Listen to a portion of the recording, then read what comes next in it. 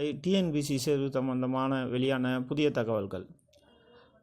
வருகிற குரூப் 1 தேர்வு மூலமே இது அமுலாக உள்ளது. டிஎன்பிசி தேர்வு முறையில் ஏற்பட்ட புதிய விதிமுறைகள், புதிய நடைமுறைகள், அதை பற்றி தான் இப்போ நம்ம பார்க்க போகிறோம். சரி, ரைட்டு. இப்போ நம்ம நியூஸுக்குள்ளே போயிடுவோம். தமிழ்நாடு அரசு தேர்வு ஆணையம் நடத்தும் தேர்வுகளில் முறைகேடுகளை தவிர்க்கும் பொருட்டு புதிய கட்டுப்பாடுகளை அறிவித்துள்ளது.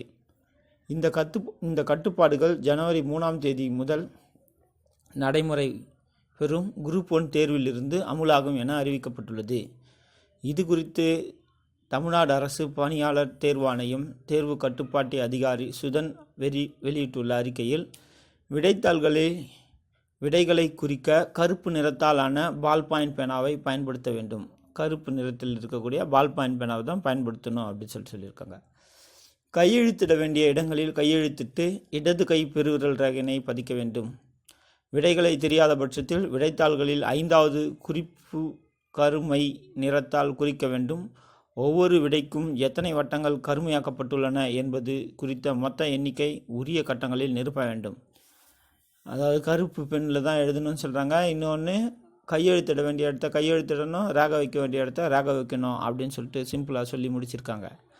அப்புறம் நம்ம எந்த ஆன்சர் தெரியலையோ அதுக்கு 5th காலமை ஃபில் பண்ணணும் அப்படின்னு சொல்கிறாங்க. ஒவ்வொரு கொஷினுக்கும் எத்தனை காலமை ஃபில் பண்ணியிருக்கீங்க அப்படின்றதும் உங்களுக்கு தெரிஞ்சிருக்கணும். நெக்ஸ்ட்டு, மேற்கூறிய எண்ணிக்கைகளை சரிவர குறிக்க தவறும் பட்சத்தில் 5 மதிப்பெண்கள் குறைக்கப்படும். இதனை செய்ய நேரம் அதிகம் என்பதால் தேர்வு முடிந்து 15 நிமிடங்கள் கூடுதலாக வழங்கப்படும்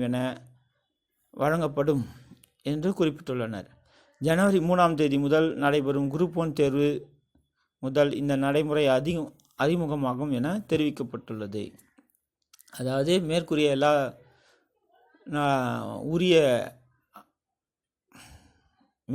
எல்லாமே நடைபெறணும் அப்படின்னு சொல்லியிருக்காங்க.